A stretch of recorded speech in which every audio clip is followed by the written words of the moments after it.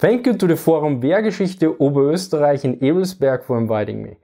Here we have two of the most important German hand grenades of the Second World War. I assume that nearly everyone would say that this is the German hand grenade of the Second World War, the Stielhandgranate 24, or often called potato masher.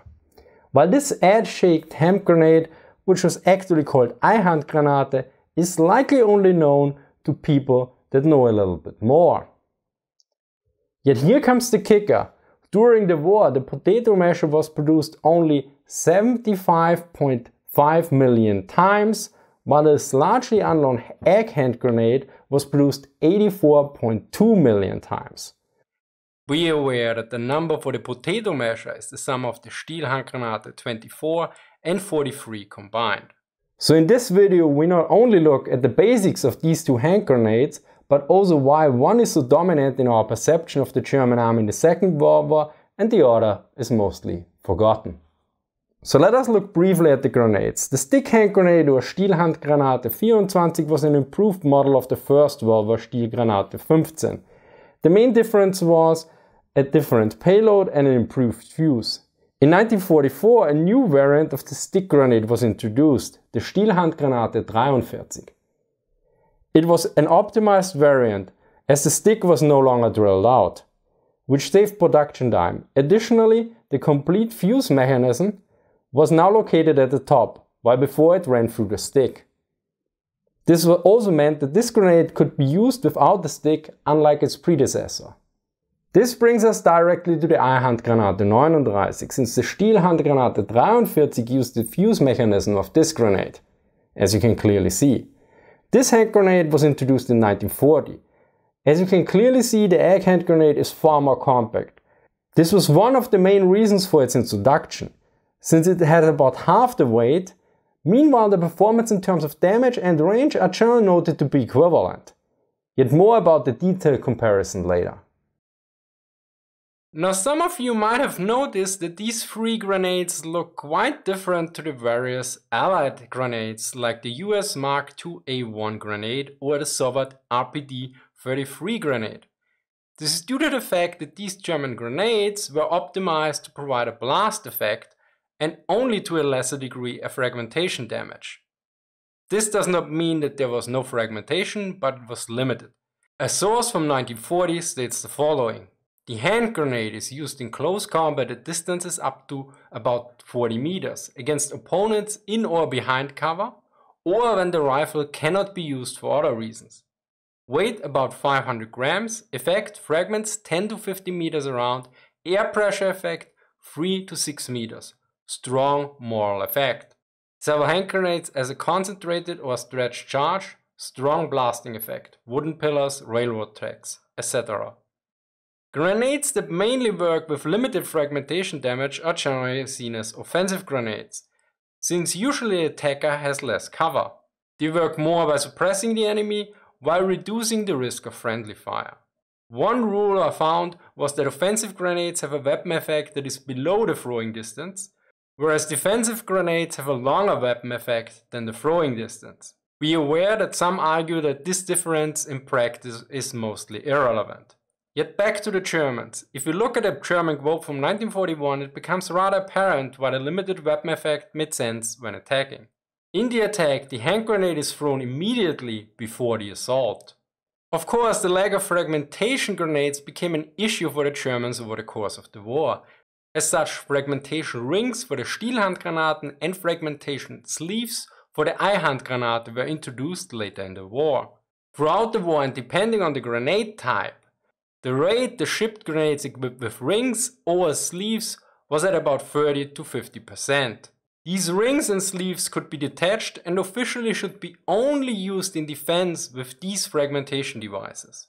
When it comes to the differences between the Stielhandgranate 24 and the Eihandgranate 39, besides the technical aspects, there were several, although they are limited. In German manuals I could only find a few occasions when a distinction was made in the manuals. So let us look at those.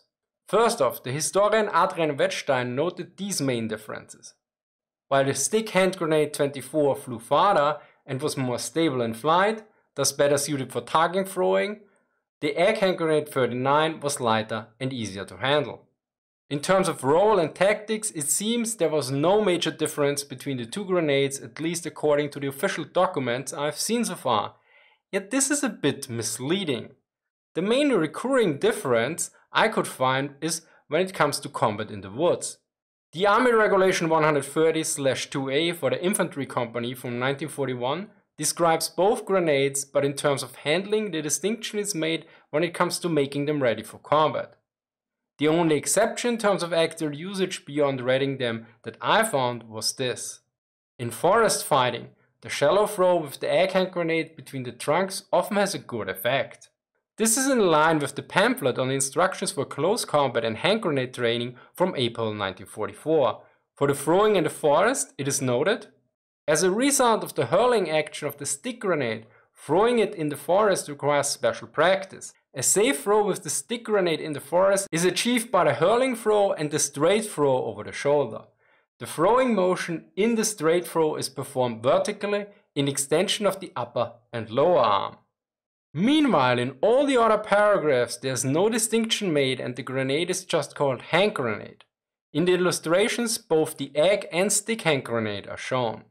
Similarly, the Reibert, a semi-official guide series of books, describes in the issue for the Riflemen of the Infantry Company from 1943 both grenades, but does not mention a difference in terms of role or anything else besides basic handling, for instance preparing them for combat by inserting the detonator. Additionally, since both grenades had fragmentation rings or sleeves, they could be both used for the defense as well. A notable difference was that in October 1944 the ratio of the stick grenade provided with fragmentation rings was increased to 50%, whereas for the egg hand grenade it was 30%. Considering that the stick grenade was heavier and took more space, this makes sense and thus it was likely used in a more defensive role than the egg hand grenade.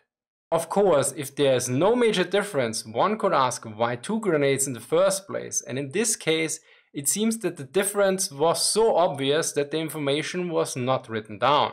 Namely, the Eihandgranate was about 50% lighter and, as you can see, far smaller. As such, more could be carried.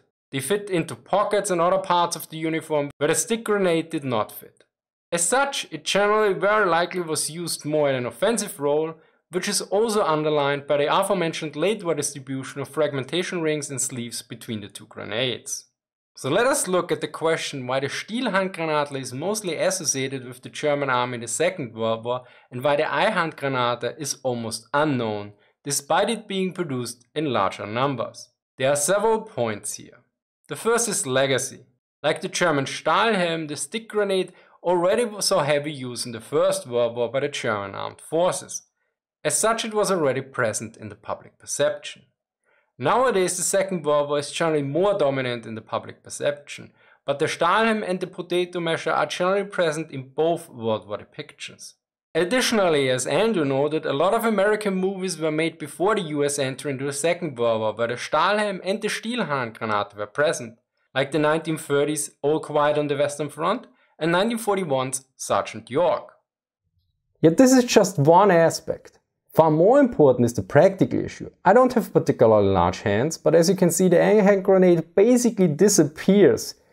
Even if I use both hands, you can still see the stick hand grenade very well. It clearly sticks out.